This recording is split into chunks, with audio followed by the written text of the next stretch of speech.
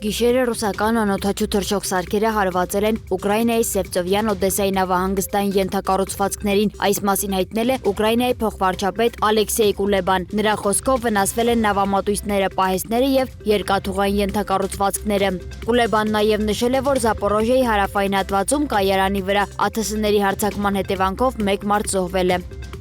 Ամերիկայի Միացյալ Նահանգների նախագահ Դոնալդ Թրամփը հայտարարել է, որ Իրանի դեմ նախատեսված հարձակումը հետաձգվել է Պակիստանի բանակի ղեկավար Ասիմ Մունիրի եւ վարչապետ Շեհբազ Շարիֆի խնդրանքով։ Նրա խոսքով պատճառը նաեւ այն է, որ Իրանի ղեկավարությունում արկա են ներքին տարաձայնություններ եւ Վաշինգտոնը սպասում է միասնական առաջարկի ներկայացման։ Թրամփը նշել է, որ ամերիկյան զինուժին հրահանգվել է շարունակել շրջափակումը եւ մնալ լիարժեք պատրաստվածության մեջ։ Միաժամանակ նա հայտարարել է, որ հրադադարի ռեժիմը կերկարաձգվի այնքան ժամանակ, մինչև Իրանի կողմից առաջարկ ներկայացվի եւ բանակցություններն ավարտվեն։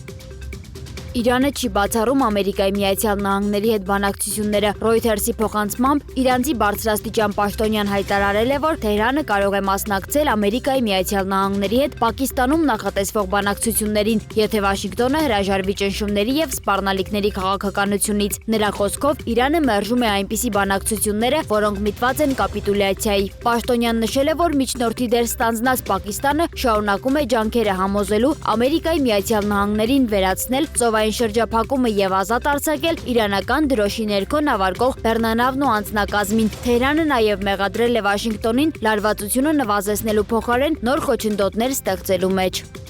Ռուսաստանի նախագահ Վլադիմիր Պուտինը հայտարարել է, որ աշնանը նախատեսված Պետդումայի ընտրությունները կանցնեն բարդ պայմաններում։ Նրա խոսքով քվեարկությանն առաջին անգամ կմասնակցեն նաև Ռուսաստանի հետ վերամիավորված 4 տարածաշրջանների բնակիչները։ Պուտինը նաև նշել է, որ Ռուսաստանի հակառակորդները կփորձեն պառակտում մտցնել եւ ապակայունացնել հասարակությունը, սակայն այդ փորձերը ըստ նրա կկանխվեն։